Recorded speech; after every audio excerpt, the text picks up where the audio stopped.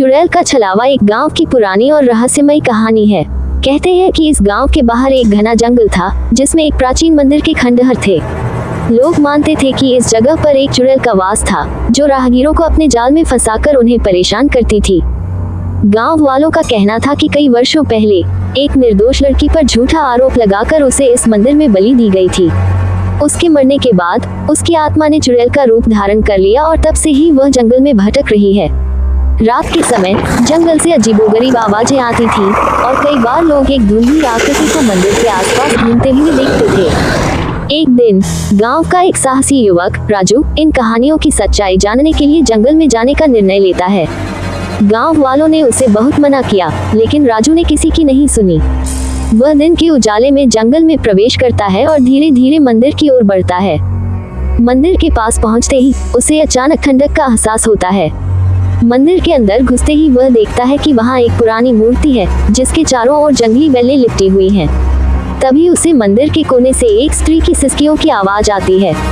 वह आवाज की दिशा में बढ़ता है और देखता है कि एक परछाई उसकी ओर बढ़ रही है। वह घबरा कर पीछे हटता है, लेकिन तभी वह आकृति हंसने लगती है और कहती है, तुम्हें भी मेरी तरह इस मंदिर का हिस्सा बनना होगा। राजू डर के मारे मंदिर से बाहर भागता है, लेकिन जैसे ही वह बाहर आता है उसे पता चलता है कि वह उसी स्थान पर वापस आ गया है जहां से उसने प्रवेश किया था। वह समझ जाता है कि चुड़ैल का छलावा उसे फंसा चुका है।